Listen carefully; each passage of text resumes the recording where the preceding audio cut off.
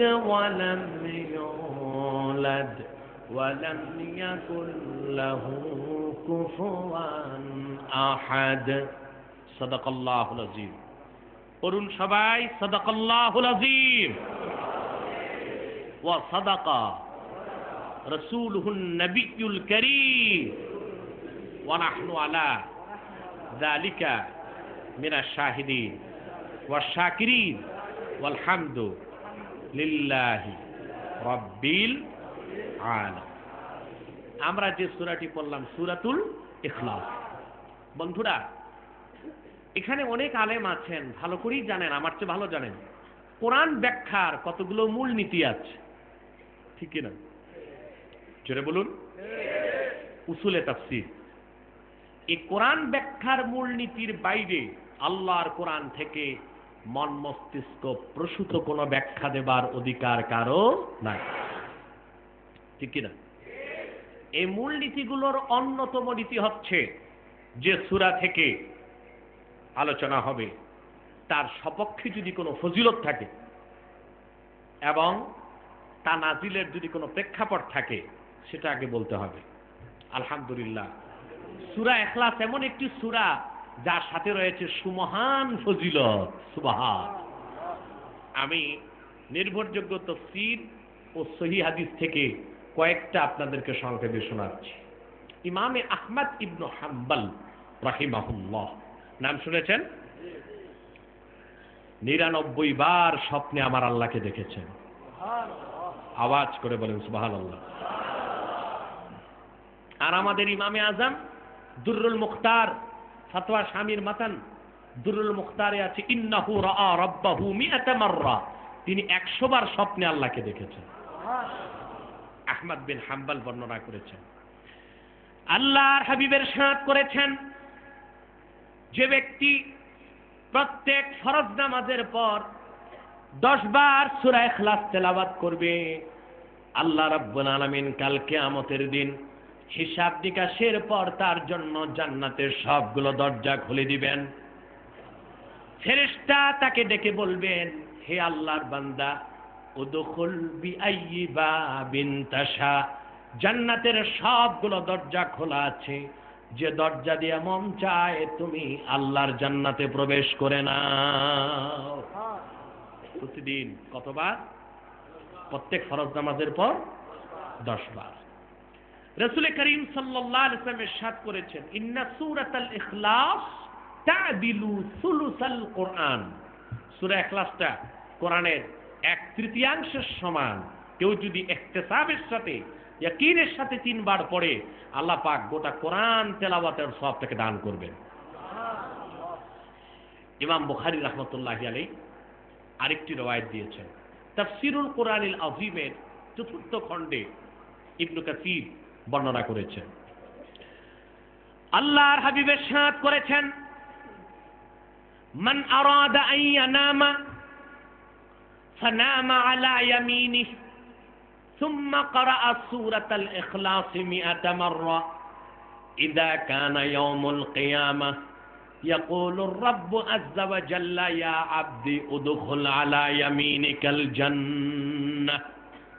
রাসূল পাক সাল্লাল্লাহু আলাইহি ওয়াসাল্লাম ইরশাদ করেছেন, যে ব্যক্তি ঘুমাতে চায় সে যদি ঘুমায় ডান কাত হয়ে রাতে, আর চোখ বন্ধ হবার আগে যদি 100 বার সূরা ইখলাস তেলাওয়াত করে, কাল কিয়ামতের দিন আল্লাহ পাক তার ঈমান যদি ঠিক থাকে, আমল নামায় যদি শিরক আর কুফর না থাকে, আল্লাহ বলবেন যে বান্দা তোমার কোনো হিসাব নিকাশ নাই। যেভাবে ডান কাত হয়ে তুমি ঘুমাতা, উদখুল আলা ইয়ামিনিকাল জান্নাহ, সেভাবে ডান দিক হয়ে তুমি আমার জান্নাতে চলে যাও। খুশি হন নাই? ঘুমাচ্ছেন? কে কে ঘুমান? হাত তুলেন, হাত তুলেন। দেখছেন অবস্থা, মানুষ কি ধরনের বেতাল হয়ে বসে আছে। আল্লাহ রাব্বুল আলামিন 3টি সময় সবচেয়ে বেশি নারাজ হন। কয় সময়? 3 সময়। এটাও তো ঠিক মতো বলতেছেন না। বুঝতে পারছি আপনাদের মেডিসিন দরকার আছে, একটু আমি দিয়ে দিচ্ছি। আপনাদের মধ্যে মহিলাদের সোহবত ঢুকলো কেমনে? ম্যান করেন মহিলাদের মতো, কথা বলেন না। আপনারা কি মহিলা না পুরুষ? শুধু পুরুষ না সুপুরুষ? শুধু সুপুরুষ না ইমানদার? ইমানদার সুপুরুষের আওয়াজ হবে এমন তীব্র এবং ইমান দীপ্ত, যা বাতিলের হৃদয়ে কম্পন করে দিতে পারে। কিন্তু আগের আলোচক মাওলানা আনসারী সাহেব বলেছেন এদেশের মানুষ জাগতেছে না, ঠিক কিনা? এর কারণে এদেশের মানুষের মধ্যে মহিলাদের সোহবত লেগে গেছে। এটা গল্প না বললে বলে ফেলবো, জোরে বলেন। জঙ্গলের বাঘ, ছোট বাঘের বাচ্চা পথ হারায়া বকরির পালে ঢুকছে। কথা বুঝতেছেন? এটা ভেড়া ছাগল বকরির সাথে আস্তে আস্তে বড় হলো। আকার আকৃতিতে বাঘের বাচ্চা বাঘ, স্বভাব চরিত্র হচ্ছে আস্তা ছাগল। জঙ্গলের এক হিংস্র পশু বকরির পাল দেখে তাড়া দিল। বাঘ দেখে বকরি ছাগল ভেড়া সব দিছে দৌড়। বাঘের বাচ্চা বাঘ যেটা এটাও দিছে দৌড়। শিকারী বাঘ বড় চিন্তায় পড়ে গেল, ব্যাপারটা কি? আমাকে দেখে ছাগল বকরি ভেড়া ভয়তে পালায় যাবে, এটাই স্বাভাবিক। আমার জাতি ভাই বাঘের বাচ্চা বাঘ এইটা কেন পালাচ্ছে? খুব কষ্ট করে এটারে ধরছে। ধরার পর তো এই স্বভাব চরিত্রে যেটা ছাগল আসলে বাঘের বাচ্চা বাঘ, এটা শিকারী বাঘকে বলতেছে যে ওস্তাদ এইবার ছেড়ে দেন, আর ভুলো জঙ্গলের কাছে আসবো না। বলে যে না, আমি তোরে কিছু করব না, তুই তো বাঘের বাচ্চা বাঘ, তুই আমাকে দেখে পালাচ্ছিস কেন? বলে যে না ওস্তাদ, ভুল দেখতেছেন, আমি ছাগল। বিশ্বাস হয় না, শিকারী বাঘ এটারে ধরে একটা কূপের কাছে নিয়ে গেছে। মাইকের সাউন্ড কমে যাচ্ছে, একেবারেই কমে গেছে। বন্ধুরা আমার, এইটারে ধরে একটা কূপের কাছে নিয়ে গেছে। শিকারী বাঘ ওই বাঘকে বললো তুমি কূপের দিকে তাকাও। তাকাইলাম। বলে দেখো তো দুজনকে এক দেখা যায় কিনা? বলে হ্যাঁ, একেবারেই এক দেখা যায়। তোমার যে এরকম দাঁত আমার ওই রকম দাঁত, তোমার যে এরকম গোঁফ আমার ওই রকম গোঁফ, তোমার যে এরকম মুখ আমার ওই রকম মুখ। তাহলে বল তুই কি? কই সত্যি তো আমি বাঘ। ও বুঝছি, ওই যে ছোটকালে হারায় গেছিলাম, বকরির পালে ঢুকছি, সেই থেকে ভাবতেছি আমিও মনে হয় ছাগল। বন্ধুরা আমার, অতীব দুঃখের বিষয়, সুদীর্ঘ 22 বছর যাবৎ এদেশের পুরুষ মানুষগুলো নারী নেতৃত্বের অভিশপ্ত আবর্তনে ঘুরপাক খাবার কারণে এদেশের পুরুষদের মধ্যে মহিলাদের স্বভাব ঢুকতেছে। ঠিক কিনা বলেন? আমরা ইমামতিতে যদিও 2 বোন পাঠাইছি, মুসল্লিরা এখনো মুখটা দিয়েছি। ঠিক কিনা বলেন? সেটা যেন আমরা ভুলে না যাই। কথা বুঝতে পেরেছেন? বন্ধুরা আমার, সহিহ বুখারীতে এসেছে রাসূল পাক সাল্লাল্লাহু আলাইহি ওয়াসাল্লামের এক সাহাবী মসজিদ নববী থেকে একটু দূরে নামাজ ইমামতি করতেন, নামাজ পড়াতেন। কথা বুঝতেছেন? সেই সাহাবী প্রত্যেক ওয়াক্ত নামাজেই প্রতিটা সূরার সাথে সূরা ইখলাস পড়তেন। এতে অন্যান্য মুসল্লি যারা তারা একটু বিরক্ত হলেন, বললেন যে ভাই আপনি প্রত্যেক ওয়াক্ত নামাজেই একটা সূরা পড়েন, অন্য সাথে সূরা ইখলাসটা যোগ করেন কেন?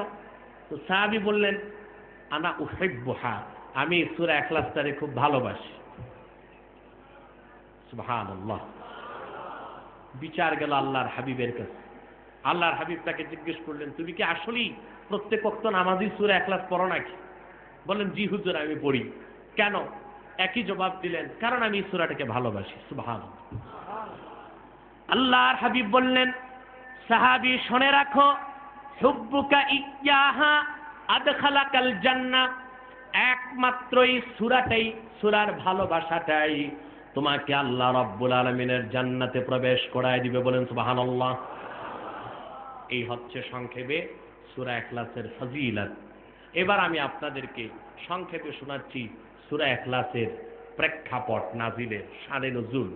তাফসিরুল কবির, তাফসির রুহুল মাআনি, তাফসির ইবনে কাসির ও তাফসির বাগাবী, 4টি নির্ভরযোগ্য তাফসির থেকে কয়েকটি শানে নুজুল আমি আপনাদেরকে শোনাচ্ছি।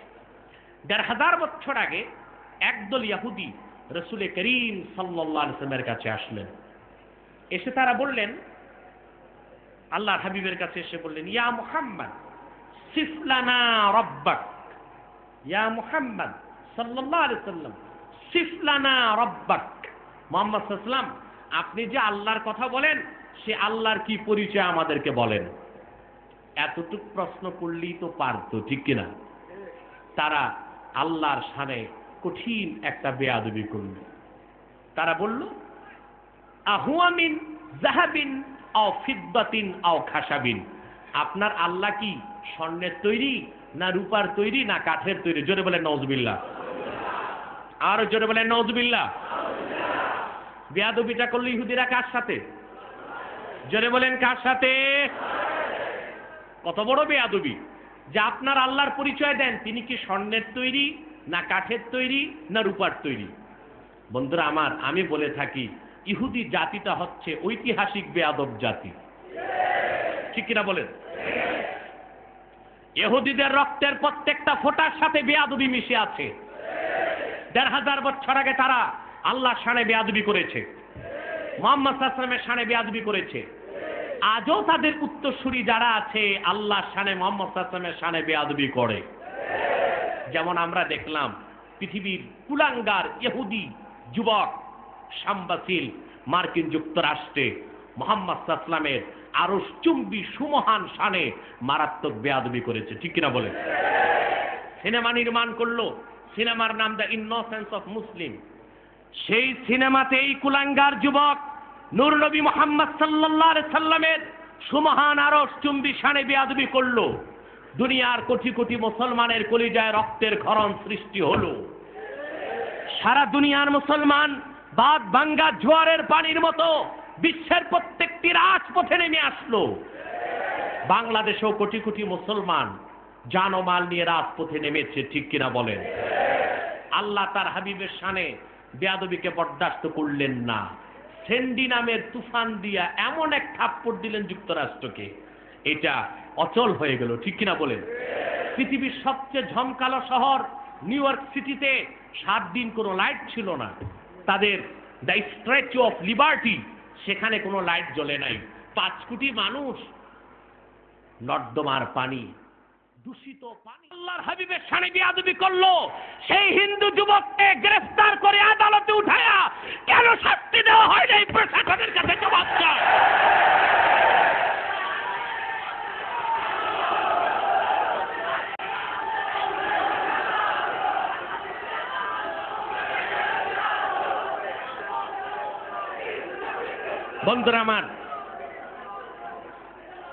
বন্ধুরা আমার শুনুন শুনুন, আজকে বিগত আরো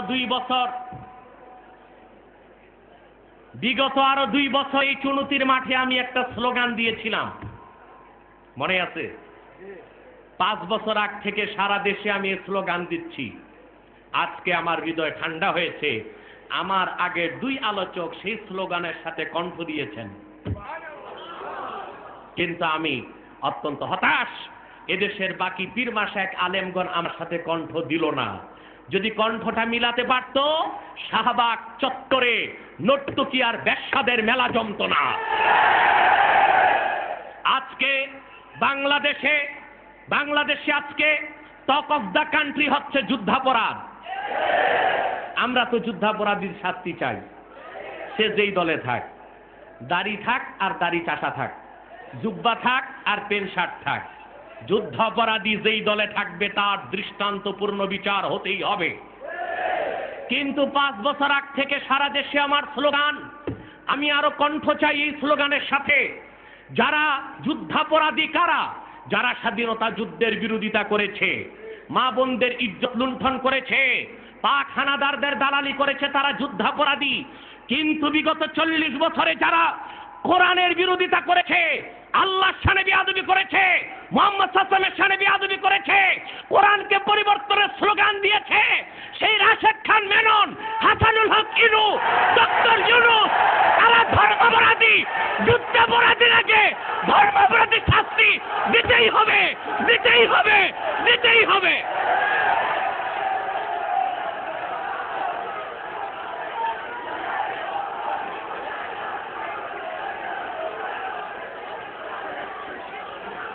বন্ধুরা আমার, আমরা যুদ্ধাপরাধীর আগে ধর্মাপরাধীদের শাস্তি চাই। যদি আপনারা সজাগ না হন মুসলমান, অচিরেই দেশকে স্পেনের মতো, ফিলিপাইনের মতো একটি মুসলিম শূন্য দেশ বানাবার চক্রান্ত হচ্ছে। সেজন্য রাম আর বাম আজকে একসাথে ইসলামের বিরুদ্ধে মাঠে নেমেছে। বামপন্থীদের কি স্পর্ধা, ওরা হরতাল করলো কোরআনের রাজনীতি বন্ধ করার জন্য। দেখেন নাই? যদি বলতো কোন দলের রাজনীতি বন্ধ করো, আমাদের এত মাথা ব্যথা থাকতো না। বলেছে কোরআনের রাজনীতি বন্ধ করো। কত বড় স্পর্ধা! এই Jasad, Basad, CPB, Karl Marx, Lenin, Stalin, Hugo Chavez, Fidel Castro, তাদের পাঁচাটা গোলামদের সংখ্যার বাংলাদেশে কত আছে? আমি বলেছি এই সব বামপন্থী এক করলে যা হবে, বাংলাদেশে তার চেয়ে বেশি পেটি কুত্তার সংখ্যা বেশি হবে। বেটারা শখ করে একটা হরতাল দিল, টিকেটিং করার লোক নাই, ভদ্রতার খাতিরে পুলিশ দিয়ে হরতালটা করে দিচ্ছে। ঠিক কিনা? ঠিক তারপরের দিন বাংলাদেশে প্রথম বিবৃতি আমার পত্রিকায় এসছে। আমার দেশ, সংগ্রাম, দিগন্ত, ইনকিলাব, নিউ নেশন, ডানপন্থী সবগুলো পত্রিকা এসেছে। আমি বলেছি বামপন্থীগণ আর উস্কানি দিও না, তাহলে সমস্ত পীর মাশায়েখ খানকা ছেড়ে রাস্তায় নামতে বাধ্য হবে। মনে রেখো বামপন্থীরা, এদেশের কোটি কোটি মুসলমান যদি পেশাব করে দেয়, জাসদ, বাসদ, সিপিবি, রাম, বাম, নাস্তিক ব্যাঙ্গের ছানার মতো ভাসতে ভাসতে বঙ্গোপসাগরে ডুবে পড়বে।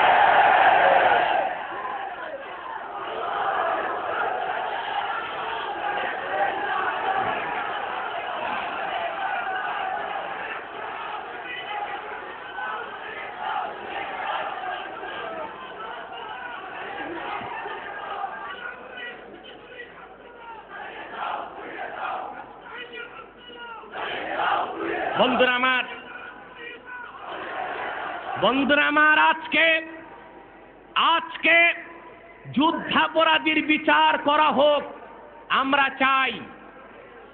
তবে সেটা নাস্তিকদেরকে যদি খুশি করার জন্য হয়, জনগণ তা মেনে নিবে না। আজকে একদিকে যুদ্ধাপরাধীদের বিচার করা হচ্ছে, আরেকদিকে চরিত্রহীন লম্পট, নষ্টা, ভ্রষ্টা, গাধানিকের প্রতিষ্ঠাতা জাহানারা ইমামের মূর্তিকে শাহজালাল বিশ্ববিদ্যালয় স্থাপন করে সিলেটের মাটিকে কলুষ করার চেষ্টা হচ্ছে। মুসলমান এক সাগর রক্তের বিনিময়ে হলেও নাস্তিক মুরতাদদেরকে বাংলাদেশে কোরআন বিরোধী একটি কর্মসূচিকেও সফল করতে দেওয়া হবে না।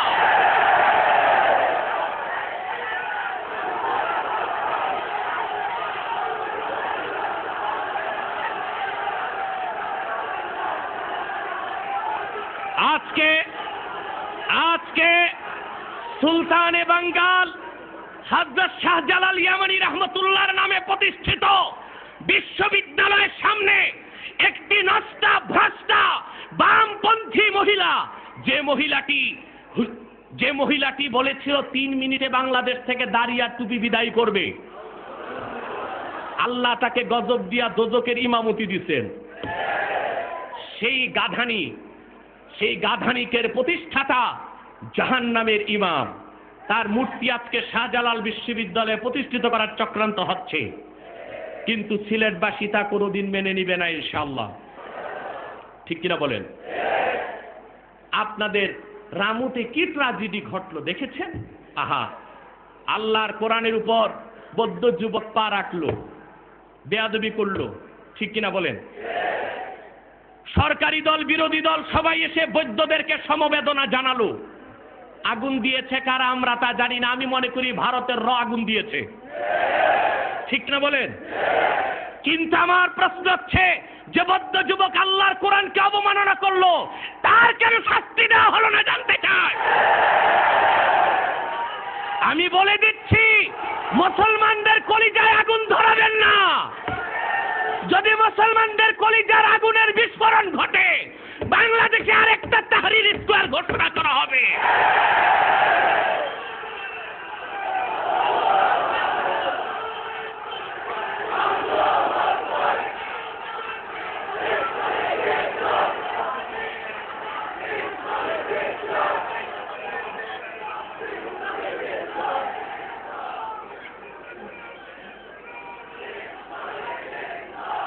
বন্ধুরা আমার,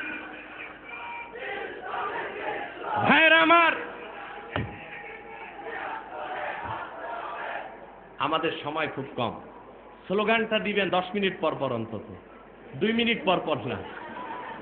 এই স্লোগানের উদ্দেশ্য হচ্ছে দেশের মুসলমানদের কলেজে আগুন জ্বলছে, ঠিক কিনা বলেন? অতএব কোরআন হাদিস আর মুসলমানকে নিয়ে আর মাতামাতি বাড়াবাড়ি করবেন না, ছেড়ে দেন, ঠিক কিনা বলেন? 1952 সালে যারা ভাষা আন্দোলনের জন্য রক্ত দিয়েছে, 71 সালে যারা রক্ত দিয়ে দেশকে স্বাধীন করেছে, প্রয়োজনে আল্লাহর কোরআনের জন্য আরেকবার তারা রক্ত দিতে ময়দানে নামবে।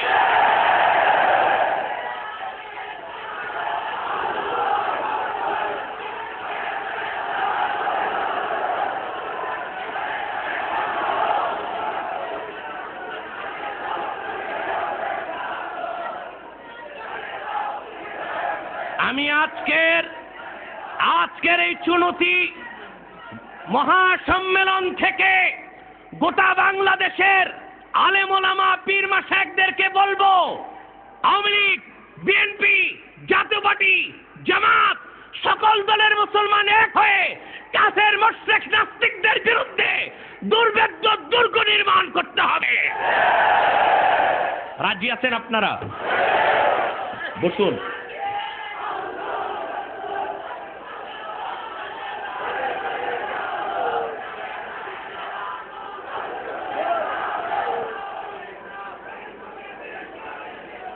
বন্ধুরা আমার শুনুন, ভাইয়েরা আমার, বন্ধুরা আমার, ইহুদিরা হচ্ছে ঐতিহাসিক বেয়াদব জাতি, ঠিক কিনা?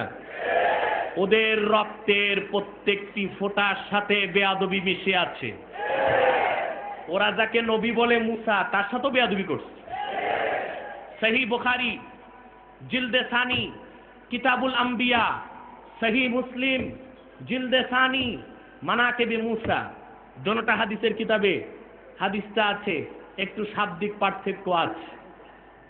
মুসা আলাইহিস সালামের যুগে ওনার আসহাব যারা ছিলেন বনি ইসরাইল, তারা ল্যাংটা হয়ে গোসল করত না। নাউজুবিল্লাহ বলার দরকার নাই। ওই যুগে মুসার শরীয়তে এটা জায়েজ ছিল। তাইসিরুল বারি শারহু সহিহুল বুখারীতে মুসান্নিফ লিখেন, মুসা আলাইহিস সালামের যুগে উলঙ্গ হয়ে গোসল করার বিধান ছিল। এমনকি খোদ মুসা আলাইহিস সালামও উলঙ্গ হয়েই গোসল করতেন, তবে সবার সাথে না, একটু দূরে যে। ইহুদি জাতি কেমন বেয়াদব জাতি! তারা বলল, আমরা সবাই একসাথে ল্যাংটা হয়ে লাফালাফি ফালাফালি করে গোসল করি, মুসা আমাদের সাথে আসে না কেন ল্যাংটা হয়ে গোসল করতে? বুঝছি কারণ আছে। কি ইন্নাহু আদের, তার এক শিরা রোগ আছে। এটা বুঝলেন কি রোগ? সাইজ একটা বড় হয়, একটা ছোট হয়, ওজন মনে 1 সের হয়, তো নাম দিচ্ছে 1 শিরা। এটা বুড়া মানুষের বেশি হয়। আল্লাহ রাব্বুল আলামিন দেখায় দিলেন হযরত মুসাকে যে তার কোনো খুঁত নাই, তিনি নিখুঁত। সুবহানাল্লাহ। ইহুদিরা কেমন বেয়াদব! 1500 বছর আগে আল্লাহর হাবিব মুহাম্মদ সাল্লাল্লাহু আলাইহি ওয়াসাল্লামের দরবারে যে তার কথা শুনেন আপনারা, না কেবল স্লোগান নিয়ে ব্যস্ত আছেন?